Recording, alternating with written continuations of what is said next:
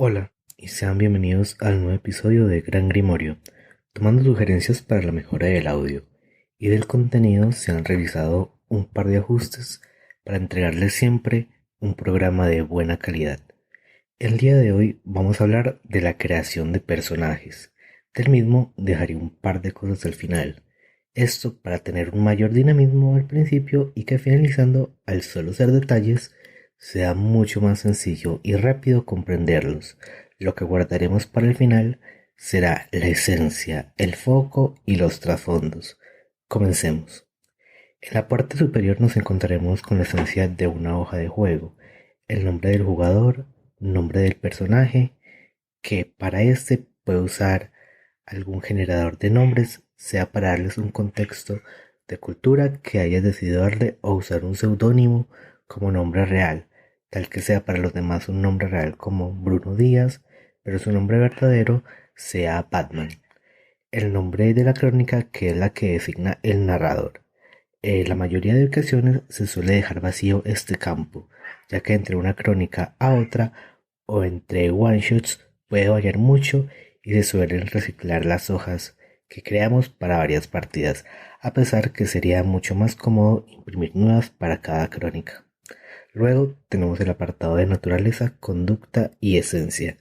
La naturaleza y la conducta traerán un poco la personalidad que tendrá un personaje. La naturaleza y la esencia son complementarias, puesto que hablan de algo muy interno. Podemos tomar la naturaleza como el realmente somos y lo que de última no podemos cambiar. La conducta, por otra parte, es esto que le mostramos al mundo que aparentamos ser o como nos queremos mostrar. Por esto, no es raro que no coincidan o no se complemente una naturaleza con una conducta, o que la naturaleza y la conducta sean muy idénticas o las mismas. La naturaleza nos puede ayudar también a recuperar puntos de fuerza de voluntad, haciendo lo que corresponde según la misma. También la podemos relacionar con la esencia y esta nos dice qué tipo de avatar tendremos entre los posibles: dinámica, patrón, buscadora y primordial, dando una relación entre los elementos fuego, tierra, aire y agua. Pasando ya en la columna de la derecha del todo, tendremos la afiliación, la secta y el concepto. Diferenciemos la afiliación y la secta como la afiliación, el mando al que pertenecemos en la guerra de la ascensión, sean las tradiciones, la tecnocracia, los dispares, nefandos o merodeadores. Siendo estos últimos específicos para personajes no jugadores y no algo que podamos elegir, ya que son por excelencia nuestros antagonistas. La secta es ya el grupo que te acogió y de quien toma sus enseñanzas para definirte dentro del mundo de la magia, sea un hacker de los adeptos virtuales, un traje de negro del sindicato o por el contrario un surfista copaloide. De los oficios dispares no hablé en el primer episodio porque quiero dedicarles a ellos un episodio completo, ya que lo merecen. Tenemos ahora el concepto, que se entiende mejor como el cómo te ven las personas desde afuera y a lo que te dedicas. Hay que recordar que por más que se puede doblegar la realidad o expulsar rayos por la punta de los dedos, nos dedicamos a algo para vivir o antes de seguir la senda frágil ya nos dedicábamos a algo, sea un oficinista, un empleado de maxi kiosco o tienda, un vendedor puerta a puerta. Realmente las posibilidades para el concepto son infinitas, inclusive pudiendo ser un común estudiante universitario. Aquí ya debes elegir el cómo quieres que quizás te reconozcan o al que te dedicabas aparte de salvar al mundo y su realidad. Ahora comenzaremos con lo bueno de la creación de personajes, propiamente dicho, el rellenar los círculos y poder darle atributos para sortearse en el mundo. Por cada habilidad tendremos 5 círculos para rellenar. En principio, las que no cumplen con esta regla es el atributo de arete y el de fuerza de voluntad, que será de 10. Los puntos en las habilidades nos dirán qué tan diestros somos en las mismas, siendo un único punto como una práctica o conocimiento torpe pero suficiente para decir que se tiene un mínimo de saber o conocimiento, y 5 puntos una maestría y un dominio notable. Como es habitual en este sistema, comencemos con los atributos divididos entre 3: físicos, sociales y mentales. Tendremos siempre un punto en cada atributo, salvo que algún defecto diga lo contrario o lo haga decaer a cero. Más adelante ahondaremos en ello. Por los momentos repartiremos en el atributo que elijamos como primario 7 puntos, en el secundario 5 puntos y finalmente en el que nos quede 3 puntos. En esta parte podemos tener el atributo por encima de 4 círculos, inclusive siendo algo muy útil para complementar las habilidades. A tener en cuenta que al tener cualquier atributo o habilidad 4 puntos, podremos elegir una especialidad que sirve si tenemos que realizar una tirada relacionada con la especialidad. En caso de sacar 10, el mismo contará como si se hubieran sacado 2 éxitos. Las habilidades se dividen igualmente en 3 tipos diferentes, que son habilidades técnicas, talentos y conocimientos, repartiendo en la habilidad primaria 13 puntos y teniendo la restricción que no puede superar ninguna habilidad 3 puntos, la secundaria 9 puntos para repartir y la última 5 puntos. Algo que quiero resaltar y que no aparece en otras criaturas del universo del mundo de tinieblas es que tenemos las siguientes habilidades por defecto en un inicio dentro de la hoja. Serían artesanía, meditación, cosmología, enigmas y esoterismo, siendo a mi parecer las más complicadas de entender: cosmología, enigmas y esoterismo, estando en la habilidad de conocimiento. Para cosmología, las mecánicas del juego nos permiten ubicarnos o conocer los reinos intra y extraplanares que podremos visitar o estar. Enigmas, que es qué tan buenos somos creando o resolviendo, valga la redundancia, enigmas o problemas y puzzles. Y finalmente el esoterismo, que se complementa con el ocultismo, ya que el esoterismo nos habla más de las prácticas que tenemos y conocemos, y el ocultismo nos dice más de un saber oculto o de difícil acceso para quienes no están relacionados con él. También teniendo en cuenta que muchos conocimientos ocultistas no siempre son verídicos o reales, dando también la habilidad de separar el oro del trigo. Llegamos casi al final de la hoja de personaje, sigue el apartado de esferas. También habrá un episodio largo y extenso diciendo y hablando de cada uno de los círculos, sus efectos y métodos de uso. Por ahora te adelantaré que, como bien lo puedes ver, se dividen en 9 campos o círculos diferentes, siendo cardinal, correspondencia, entropía, espíritu, fuerzas, materia, mente, tiempo y vida. El cardinal es la fuerza invisible que todos poseemos y de la que todos estamos hechos, sin importar que sean seres corpóreos o incorpóreos. Inclusive los objetos contienen esta esencia invisible. Correspondencia, que es la magia espacial y de ubicación. Entropía, que se relaciona con el azar y la descomposición. Espíritu, que trata de todos los seres espirituales y efímeros, como de la esencia de las cosas vivas. Fuerza, que son aquellas energías naturales que podemos encontrar. Materia, que trata ya de los elementos en la naturaleza y objetos inertes. Mente, que como su nombre lo indica, habla de la psique propia y de las personas. Tiempo, que es el control o conciencia del flujo temporal, y vida, que es la manipulación y control de los seres orgánicos. En esferas tendremos 6 puntos, donde la esfera fin, según nuestra secta, se llevará el primer punto. Aquí tenemos una sugerencia, ya que me gusta no permitir que los personajes novatos o sin mucha experiencia en el juego los repartan subiendo inmediatamente a 3 una esfera, sino que puedan aprender siendo estrictos en solo poner un punto en cada esfera en un inicio. Sin embargo, si lo permites o si quieres comenzar más rápido con la acción, puedes gastar los 5 puntos restantes como más te parezca, teniendo en cuenta la restricción de la puntuación de arete respectiva. Y finalizando la hoja tenemos arete, fuerza de voluntad, trasfondos y rueda de quintesencia paradoja. Iniciamos siempre con un punto en el arete. El mismo nos dice qué tan iluminados y entendidos podemos ser de nuestra propia magia y la realidad habitada, siendo la que nos dice qué tan compleja y poderosa es nuestra magia, que se traduce en las esferas de mayor nivel. Adicional, qué tan prescindibles podemos volver algunas herramientas del foco para no usarlas y no tener ninguna restricción. En la fuerza de voluntad comenzaremos con 5 puntos permanentes. La misma está muy relacionada con el arete, ya que si por algún motivo la fuerza de voluntad permanente llega a ser inferior al arete, solo podremos usar magia del mismo nivel que la fuerza de voluntad, entendiendo esto como un ataque que se puede sufrir a la psique. Antes de poder estar en plena forma y usar toda la puntuación de arete, debemos sanar para estar con el mayor potencial. Normalmente, este tipo de daños los suele causar efectos de la esfera mente o contragolpes de la paradoja. Revisando ahora la rueda de quintesencia paradoja, vamos a iniciar con un punto de quintesencia que es magia en estado bruto y puro que almacenamos en nuestro propio patrón, es decir, el avatar, por lo que iniciaremos con una mayor puntuación de quintesencia si en el trasfondo de avatar tenemos un mayor nivel. Como dato importante, todos los magos al tener un avatar despertado inician con al menos un punto en el trasfondo de avatar, que es quien los habilita para poder hacer efectos mágicos. En esta rueda anotaremos la quintesencia en el sentido de las manecillas del reloj y en sentido contrario la puntuación de paradoja que podamos adquirir por efectos de magia vulgar.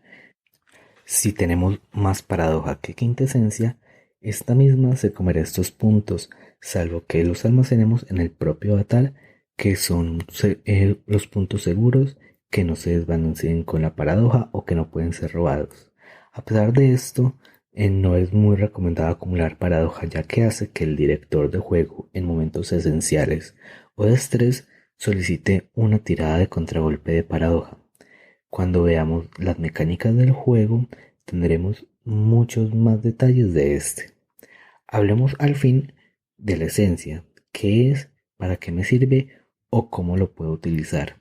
La esencia lo podemos entender como la naturaleza más primitiva del espíritu despertado, es decir, el avatar. La misma, como bien lo mencioné, se divide en cuatro. La dinámica relacionada con el fuego, que nos dice de no ser estáticos y siempre estar buscando algo. Es el tipo de esencia que hace que siempre estemos metidos en problemas o estar en una constante actividad.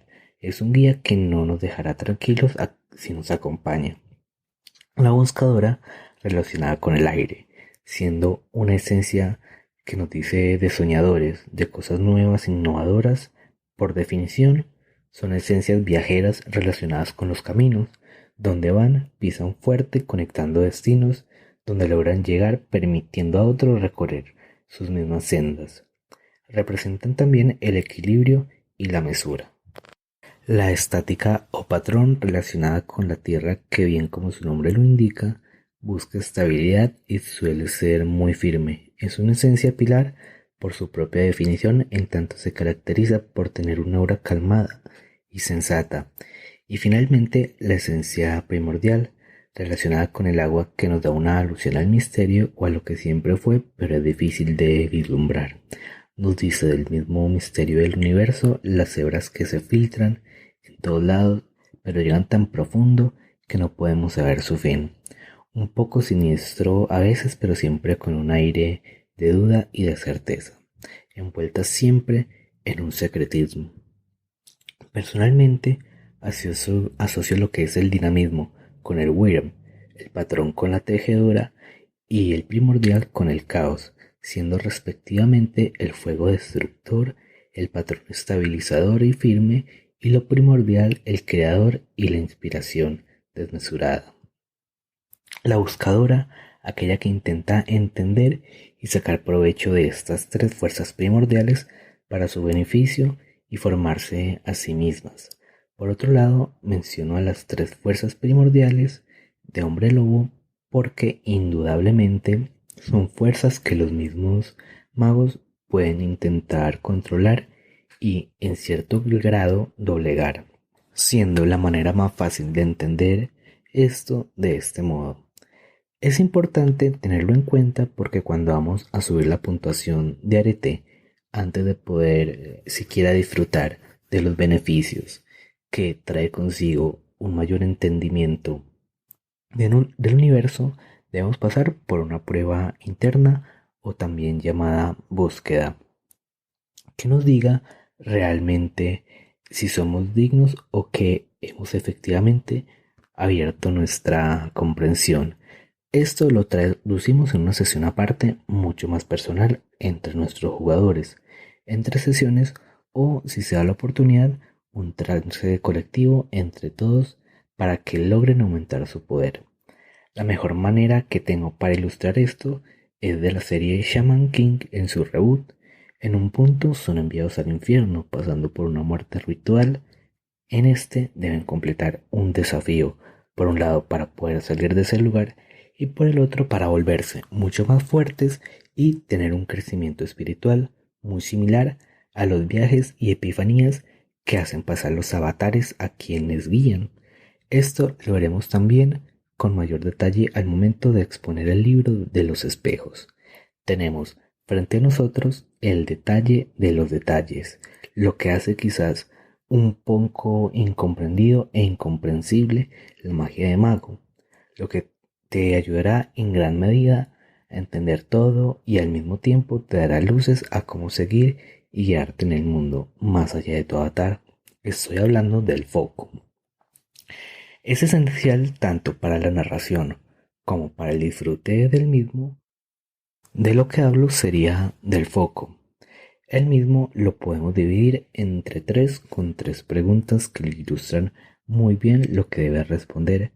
Estas son: ¿en qué cree el mago?, que sería el paradigma; ¿cómo convierte el mago la creencia en acción?, que sería la práctica; y ¿qué usa el mago en esa práctica?, que sería el instrumento. Todo esto formaría lo que es el foco. El paradigma debe ser una creencia firme y de alguna manera genérica, ya que en algunos casos es una explicación vaga y ambigua. Nos dan unas preestablecidas, pero podemos, con total libertad, cambiarla para que se adapte al 100% de lo que queremos hacer y lograr. La práctica, como su nombre lo indica, son esas acciones que nosotros realizamos para lograr algún efecto o algo que creemos que si lo hacemos funcionará, como en los juegos de Pokémon, mover de un lado a otro los botones A y B en sincronía con la Pokéball para atrapar al Pokémon a pesar que no tiene ningún efecto. Y finalmente los instrumentos, que es aquello que interviene o utilizamos en medio de la práctica para realizarlas, llegando a ser desde simples lápices hasta complejas fórmulas. Todo esto para generar un efecto o un objetivo deseado. A partir del arete nivel 3 se puede descartar un instrumento para realizar la magia, siendo el último instrumento en ser descartado el de la esfera fin. Un poco la lógica que se maneja es la de la vieja confiable, que por más que se sienta confianza con ciertos objetos o prácticas, para algo lo que mejor se domina es mejor usarlo siempre. Todo esto nos ayuda a realizar magia narrativamente hablando. Usa esto no solo para darle profundidad al personaje, sino también una personalidad única. Hay que tener muy en cuenta la parte del paradigma, ya que ésta se debe relacionar o debe tener cierta concordancia con la secta a la que pertenecemos, por lo que un brujo verbena, adorador de la madre naturaleza, las pociones y el baile desnudo, es improbable que lance un conjuro a través de un mail. Tenemos en última instancia los trasfondos y los méritos y efectos. Los mismos nos ayudan a reflejar la realidad y la historia de nuestro personaje. Del lado de los trasfondos se tiene algo que poseemos, como puede ser un avatar de nivel 5, mucho dinero, un compañero espiritual encarnado conocido como familiar, una fuente permanente de quintesencia, un espacio personal para practicar o, en el caso de la tecnocracia, el acceso a armas prototipo para las misiones. En esta tenemos 7 puntos a repartir, siendo una posibilidad el compartir puntuación de ciertos trasfondos con otros compañeros para tener una puntuación mucho mayor, como lo podría ser dinero por encima de 5, o el Sanctum Sanctorum como una fortaleza, generando un gancho de equipo o una historia alrededor de un mismo trasfondo. El juego nos dará también 15 puntos gratuitos que los podremos repartir según la tabla del libro para el gasto de puntos gratuitos en lo que queramos o usarlos para poder adquirir méritos que no solo te pueden potenciar, sino que te darán un grado de profundidad y personalidad diferenciadora de otros. Podremos encontrar méritos físicos, mentales y sobrenaturales. Estos, según su utilidad y potencial, tienen un coste que nos disminuirá los puntos gratuitos. Recomiendo mucho el poder tomar al menos 2 méritos. También tenemos los defectos, que se dividen como los méritos. La característica de estos es que pueden hacer el juego más interesante con cierto picante de dificultad. Los mismos a lo largo de la partida los podemos adquirir. La característica de estos en la creación inicial es que si tomamos algunos podremos tener una mayor cantidad de puntos gratuitos, hasta un máximo de 7 puntos. Podemos seguir tomando defectos para darle más drama a tu personaje, pero no es recomendado por el grado de dificultad que se le puede dar. Una característica, si lo pensamos como un videojuego, es que no tenemos como tal un sistema de niveles concreto, ya que al obtener experiencia la podemos gastar en el momento, si reunimos lo suficiente para invertir en ellos. En un episodio posterior hablaré del cómo dar experiencia y los criterios a utilizar para ser justos y recompensar debidamente a nuestros jugadores.